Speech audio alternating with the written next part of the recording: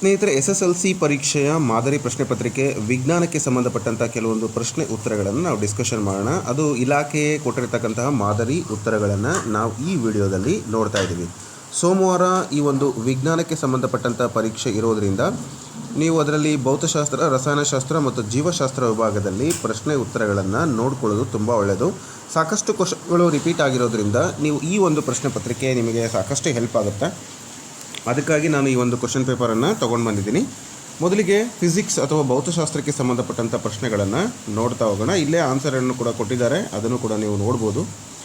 ವಿಭವಾಂತರದ SI ಏಕಮಾನ ಯಾವುದು? ವಿಭವಾಂತರ voltage ಅಂತ ಏನು ಕರಿತೀವಿ, ಸೊ ಅದರ ಒಂದು SI ಮೂಲಮಾನ ವೋಲ್ಟ್ V ಆಗಿರುತ್ತೆ.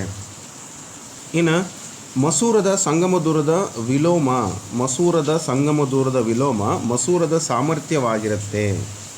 ಸೊ ಇದು ನಿಮಗೆ ಗೊತ್ತಿರಲಿ, ಮಸೂರದ ಸಾಮರ್ಥ್ಯ ಮಸೂರದ ಸಂಗಮ ದೂರದ ವಿಲೋಮ ಆಗಿರುತ್ತೆ.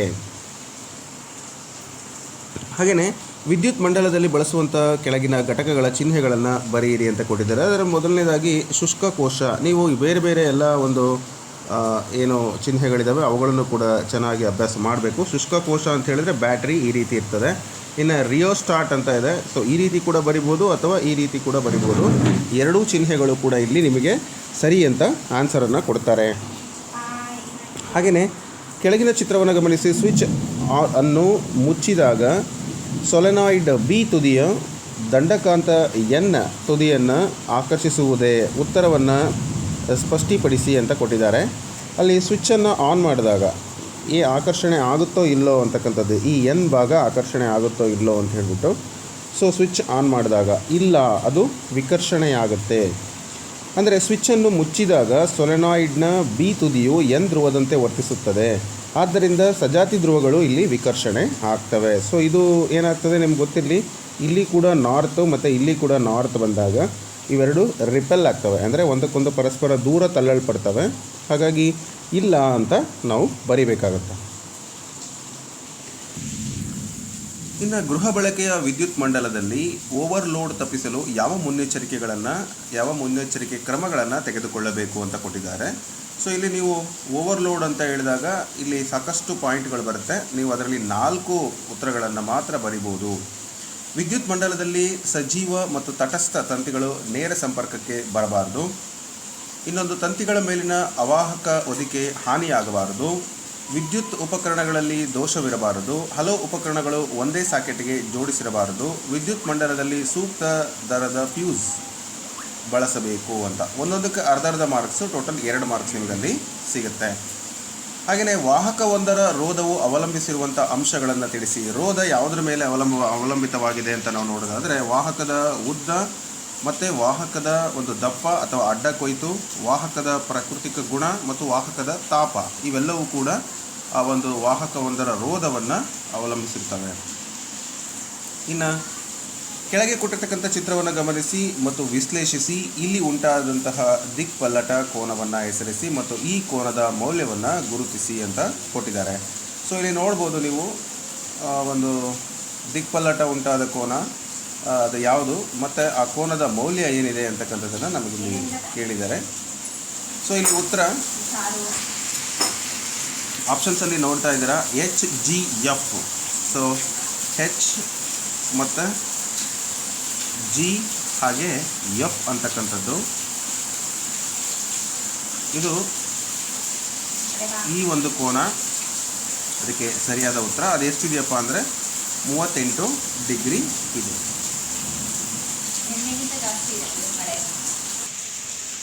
ಹಾಗೆ ನೆಕ್ಸ್ಟ್ ಕ್ವಶನ್ ಬಂದು ಸಮೀಪ ದೃಷ್ಟಿ ಕಣ್ಣಿನ ಯಾವುದಾದ್ರೂ 2 ಲಕ್ಷಣಗಳನ್ನು ತಿಳಿಸಿ. ಈ ದೋಷವನ್ನು ಹೇಗೆ ಸರಿಪಡಿಸಬಹುದು ಅಂತ ಕೊಟ್ಟಿದ್ದಾರೆ. ಇನ್ನು ಕಣ್ಣಿನ ಹೊಂದಾಣಿಕಾ ಸಾಮರ್ಥ್ಯ ಅಂದರೆ ಏನು ಅಂತ ಕೂಡ ಕೇಳಿದ್ದಾರೆ. ಇದಕ್ಕೆ ಉತ್ತರ ನೋಡ್ಬೋದು. ಸಮೀಪ ದೃಷ್ಟಿ ಕಣ್ಣಿನ ಲಕ್ಷಣಗಳು: ಕಣ್ಣಿನ ಮಸೂರದ ವಕ್ರತೆ ಹೆಚ್ಚಾಗಿರುತ್ತೆ. ಇನ್ನು ಕಣ್ಣಿನ ಗುಡ್ಡೆಯು ಸಹಜ ಸ್ಥಿತಿಗಿಂತ ಉದ್ದವಾಗಿರುವುದು. ನಿಮ್ನ ಮಸೂರವನ್ನು ಬಳಸಿ ಈ ದೋಷವನ್ನು ಸರಿಪಡಿಸಬಹುದು ಅಂತ ಹೇಳ್ತಾ ಇದ್ದಾರೆ. ನೆಕ್ಸ್ಟು ಕಣ್ಣಿನ ಒಂದು ಹೊಂದಾಣಿಕೆಯ ಸಾಮರ್ಥ್ಯ ಎಂದರೇನು ಅಂತ ಕೇಳಿದ್ದಾರೆ. ಹತ್ತಿರದ ವಸ್ತುಗಳು ಹಾಗೂ ದೂರದ ವಸ್ತುಗಳನ್ನು ನೋಡಲು ಕಣ್ಣಿನ ಮಸೂರದ ಸಂಗಮ ದೂರವನ್ನು ಹೊಂದಾಣಿಕೆ ಮಾಡಿಕೊಳ್ಳುವಂಥ ಸಾಮರ್ಥ್ಯವನ್ನು ಕಣ್ಣಿನ ಹೊಂದಾಣಿಕೆ ಸಾಮರ್ಥ್ಯ ಅಂತ ಕರೀತಾರೆ. ಮುಂದಿನ ಪ್ರಶ್ನೆ, ದಿಕ್ಸೂಚಿಯನ್ನು ಉಪಯೋಗಿಸಿಕೊಂಡು ಒಂದು ದಂಡಕಾಂತದ ಸುತ್ತಲೂ ಕಾಂತೀಯ ಬಲರೇಖೆಗಳನ್ನು ಪಡೆಯುವ ಒಂದು ಚಟುವಟಿಕೆಯನ್ನು ವಿವರಿಸಿ ಅಂತ ಕೊಟ್ಟಿದ್ದಾರೆ. ಸೊ ಇಲ್ಲಿ ಒಂದು ಉತ್ತರವನ್ನು ಡೈರೆಕ್ಟಾಗಿ ನೋಡ್ಬೋದು. ಒಂದೊಂದು ಪಾಯಿಂಟಿಗೆ ಅರ್ಧರ್ಧ ಮಾರ್ಕ್ಸನ್ನು ನಿಮಗೆ ಕೊಡ್ತಾರೆ. ಒಂದು ಬಿಳಿ ಕಾಗದವನ್ನು ಹಲಗೆಯ ಮೇಲೆ ಜೋಡಿಸಿ ಮಧ್ಯದಲ್ಲಿ ಕಾಂತವನ್ನು ಅಂದರೆ ದಂಡಕಾಂತವನ್ನು ಇರಿಸಬೇಕು. ದಂಡಕಾಂತದ ಉತ್ತರ ಧ್ರುವದ ಹತ್ತಿರ ದಿಕ್ಸೂಚಿಯನ್ನು ಇರಿಸಿ ದಿಕ್ಸೂಚಿಯು ಆ ಒಂದು ದಕ್ಷಿಣದ ಧ್ರುವದ ಅಯಸ್ಕಾಂತದ ಉತ್ತರದ ಧ್ರುವದ ಕಡೆಗೆ ತೋರಿಸುತ್ತೆ. ದಿಕ್ಸೂಚಿಯ ಉತ್ತರ ಧ್ರುವವು ಸೂಚಿಸಿದಂತಹ ದಿಕ್ಕಿನಲ್ಲಿ ಕಾಗದದ ಮೇಲೆ ಚುಕ್ಕೆ ಗುರುತು ಹಾಕಿ ಹಾಗೆ ದಿಕ್ಸೂಚಿಯ ದಕ್ಷಿಣ ಧ್ರುವವು ಚುಕ್ಕೆಯನ್ನು ಸೂಚಿಸುವ ಸ್ಥಳದಲ್ಲಿ ಇರಿಸಬೇಕು. ಕಾಗದದ ಮೇಲೆ ದಿಕ್ಸೂಚಿಯ ಉತ್ತರ ಧ್ರುವವು ಸೂಚಿಸಿದಂಥ ಹೊಸ ದಿಕ್ಕಿನಲ್ಲಿ ಚುಕ್ಕೆ ಗುರುತು ಹಾಕಿ ಅಂತ ಕೊಟ್ಟಿದ್ದಾರೆ. ಸೊ ಎಲ್ಲ ಒಂದು ಪಾಯಿಂಟ್ಸ್ಗಳಿಗೂ ಕೂಡ ಅರ್ಧರ್ಧ ಅಂಕಗಳು ನಿಮಗೆ ಸಿಗುತ್ತೆ. ಹಾಗೆ ದಿಕ್ಸೂಚಿಯ ದಕ್ಷಿಣ ಧ್ರುವವನ್ನು ತಲುಪುವವರೆಗೆ ಹಂತಗಳನ್ನು ಪುನರಾವರ್ತಿಸಿ ಈ ಎಲ್ಲ ಚುಕ್ಕಿಗಳು ಸೇರಿಕೊಂಡರೆ ನಾವು ಬಾರ್ ಮ್ಯಾಗ್ನೆಟ್ನ ಕಾಂತೀಯ ಬಲರೇಖೆಗಳನ್ನು ಪಡೆಯುತ್ತೇವೆ ಅಂತಕ್ಕಂಥ ಮಾಹಿತಿ ಕೊಟ್ಟಿದ್ದಾರೆ. ಅಥವಾ ವಿದ್ಯುತ್ ಪ್ರವಾಹವಿರುವ ವಾಹಕವನ್ನು ಕಾಂತಕ್ಷೇತ್ರದಲ್ಲಿ ಇರಿಸಿದಾಗ ಅದು ಯಾಂತ್ರಿಕ ಬಲವನ್ನು ಅನುಭವಿಸುತ್ತದೆ ಎಂದು ತೋರಿಸುವಂತಹ ಒಂದು ಪ್ರಯೋಗವನ್ನು ವಿವರಿಸಿ. ಈ ಪ್ರಶ್ನೆ ಕೂಡ ಉತ್ತರವನ್ನು ಬರಿಬೋದು. ಆ ಪ್ರಶ್ನೆ ಅಲ್ಲ ಅಂದರೆ ಇದಾದ್ರೂ ಕೂಡ ನೀವು ಬರಿಬೋದು. ಇದಕ್ಕೆ ಉತ್ತರವನ್ನು ನೋಡೋದಾದರೆ, ಅಲ್ಯೂಮಿನಿಯಂನ ಒಂದು ಚಿಕ್ಕ ಸಲಾಕೆಯನ್ನು 2 ವಾಹಕ ತಂತಿಗಳ ಸಹಾಯದಿಂದ ನೇತು ಹಾಕಿ ಒಂದು ಶಕ್ತಿಯುತ ಲಾಳಾಕಾರದ ಕಾಂತವನ್ನು ತೆಗೆದುಕೊಂಡು ಅದರ ಕಾಂತಕ್ಷೇತ್ರವು ಮೇಲ್ಮುಖವಾಗುವಂತೆ ಆ 2 ಧ್ರುವಗಳ ನಡುವೆ ಚಿಕ್ಕ ಸಲಾಕೆಯು ಇರುವಂತೆ ಇರಿಸಬೇಕು. ಅಲ್ಯೂಮಿನಿಯಂ ಸಲಾಕೆಯನ್ನು ಬ್ಯಾಟರಿ, ಸ್ವಿಚ್ ಮತ್ತು ರಿಯೋಸ್ಟಾಟ್ಗಳಿಗೆ ಸಂಪರ್ಕಿಸಬೇಕು ಸರಣಿ ಜೋಡಣೆಯಲ್ಲಿ. ಈಗ ಒಂದು ನಿರ್ದಿಷ್ಟ ದಿಕ್ಕಿನಲ್ಲಿ ಅಲ್ಯೂಮಿನಿಯಂ ಸಲಾಕೆಯ ಮೂಲಕ ವಿದ್ಯುತ್ ಹರಿಸಬೇಕು. ಸಲಾಕೆಯು ಒಂದು ದಿಕ್ಕಿನಲ್ಲಿ ಸ್ಥಾನಪಲ್ಲಟಗೊಳ್ಳುತ್ತದೆ. ಸಲಾಕೆಯಲ್ಲಿನ ವಿದ್ಯುತ್ ಪ್ರವಾಹದ ದಿಕ್ಕನ್ನು ಬದಲಾಯಿಸಿದಾಗ ಅದು ವಿರುದ್ಧ ದಿಕ್ಕಿನಲ್ಲಿ ಸ್ಥಾನಪಲ್ಲಟಗೊಳ್ಳುತ್ತದೆ. ಹಾಗೆ ಆದ್ದರಿಂದ ವಿದ್ಯುತ್ ಪ್ರವಾಹವಿರುವಂತಹ ಸಲಾಕೆಯು ಕಾಂತಕ್ಷೇತ್ರದಲ್ಲಿ ಅದರ ಉದ್ದಕ್ಕೆ ಲಂಬವಾಗಿ ಒಂದು ಬಲವನ್ನು ಅನುಭವಿಸುತ್ತದೆ. ಸೊ ಇಷ್ಟು ಪಾಯಿಂಟ್ಸ್ಗಳನ್ನು ನೀವು ಬರೆದರೆ ಪರೀಕ್ಷೆಯಲ್ಲಿ ಪೂರ್ತಿ ಅಂಕಗಳು ನಿಮಗೆ ಸಿಗುತ್ತೆ. ಇನ್ನು ಮುಂದಿನ ಪ್ರಶ್ನೆ, ದಿಮ್ನದರ್ಪಣದ ಮುಂದೆ ಸಿ ಇಂದ ದೂರದಲ್ಲಿ ವಸ್ತುವೊಂದನ್ನು ಇರಿಸಿದಾಗ ಪ್ರತಿಬಿಂಬವು ಉಂಟಾಗುವಿಕೆಯನ್ನು ತೋರಿಸುವ ರೇಖಾಚಿತ್ರವನ್ನು ಬರೆಯಿರಿ. ಪ್ರತಿಬಿಂಬದ ಸ್ಥಾನ ಮತ್ತು ಸ್ವಭಾವವನ್ನು ತಿಳಿಸಿ. ಸಿ ಅಂದರೆ ದರ್ಪಣದ ವಕ್ರತಾ ಕೇಂದ್ರ ಆಗಿರುತ್ತೆ. ಸೊ ನೀವು ನೋಡ್ತಾ ಇದ್ದೀರಿ ದರ್ಪಣದ ವಕ್ರತಾ ಕೇಂದ್ರ ಇಲ್ಲಿ ಇದಕ್ಕಿಂತ ದೂರ ವಸ್ತುವನ್ನು ಇಟ್ಟಾಗ, ಸೊ ಇಲ್ಲಿ ಬಿನಲ್ಲಿ ವಸ್ತುವನ್ನು ಇಟ್ಟಿದ್ದಾರೆ. ಸೊ ಇಲ್ಲಿ ನೀವು ಒಂದು ನೇರವಾಗಿ ಒಂದು ಪ್ಯಾರಲಲ್ ಲೈನನ್ನು ಹಾಕ್ತಾ ಇದ್ದೀರಾ. ಇನ್ನೊಂದು ಅದೇ ರೀತಿ ಮತ್ತೊಂದು ಲೈನ್ ಏನಾಗುತ್ತೆ ಅಂತ ಹೇಳಿದರೆ ಆ ಸಿ ಮೂಲಕ ಹಾದು ಹೋಗುವಂಥದ್ದು. ಈ ಪ್ಯಾರಲಲ್ ಲೈನ್ ಹೋಗಿರುತ್ತಲ್ಲ ಅದು ಮತ್ತು ಇಲ್ಲಿ ಮತ್ತೊಂದು ಕಡೆ ಬಾಗಿ ಹೋಗಿರ್ತಕ್ಕಂಥದ್ರಿಂದ ಇಲ್ಲಿ ಇನ್ವರ್ಟೆಡ್ ಉಲ್ಟಾ ಬಿ ಅಂತ ನಾವು ನೋಡ್ತಾ ಇದ್ದೀವಿ. ಅಂದರೆ ನಾವೇನೋ ಒಂದು ವಸ್ತುವನ್ನು ಇಟ್ಟಿದ್ದೀವಿ ಅದು ತಲೆ ಕೆಳಗಾಗಿ ಕಾಣಿಸ್ತಾ ಇದೆ ಮತ್ತು ಚಿಕ್ಕದ ಸೈಜಲ್ಲಿ ಕಾಣ್ತಾ ಇದೆ. ಅದ್ರ ಬಗ್ಗೆ ವಿವರಣೆ ನೋಡೋದಾದರೆ ಪ್ರತಿಬಿಂಬದ ಸ್ಥಾನ ಎಫ್ ಆಗಿದೆ. ಸೊ ಎಫ್ ಮತ್ತು ಸಿ ನಡುವೆ ಇದೆ. ಪ್ರತಿಬಿಂಬದ ಸ್ವಭಾವ ಸತ್ಯ ಪ್ರತಿಬಿಂಬ ಮತ್ತು ತಲೆ ಕೆಳಗಾದಂತಹ ಪ್ರತಿಬಿಂಬ ಆಗಿದೆ. ಸೊ ಇದಿಷ್ಟು ನೀವು ನೋಡ್ಬೋದು. ಅದೇ ರೀತಿ ಮುಂದಿನ ಪ್ರಶ್ನೆಯನ್ನು ನೋಡೋಣ. ಕೆಳಗಿನ ಕೋಷ್ಟಕವನ್ನು ಗಮನಿಸಿ. ಕೆಳಗಿನ ಪಟ್ಟಿಯಲ್ಲಿರುವ ಯಾವ ವಿದ್ಯುತ್ ಉಪಕರಣವು ಹೆಚ್ಚು ಶಕ್ತಿಯನ್ನು ಬಳಸುವುದು ಅಂತ ಕೊಟ್ಟಿದ್ದಾರೆ. ಸಾಮರ್ಥ್ಯ 250 ವ್ಯಾಟು, ಟಿವಿದು ಬಳಕೆಯಾದ ಕಾಲ 4 ಗಂಟೆ, ಹಾಗೆ ರಿಯೋಸ್ಟಾಟು 1200 ವ್ಯಾಟು 1 ಗಂಟೆ ಬಳಕೆಯಾಗಿದೆ. ಈ ಥರ ಪ್ರಶ್ನೆಯನ್ನು ಕೊಟ್ಟಿದ್ದಾರೆ. ಇಲ್ಲಿ ಟಿವಿ ಬಳಕೆಯಾದ ಒಟ್ಟು ಶಕ್ತಿ E=PT ಅಂತ ಆಗುತ್ತೆ. Power into time consumption. So time ಎಷ್ಟಾಗುತ್ತೆ? 250 × 4 ಅಲ್ಲಿಗೆ 1000.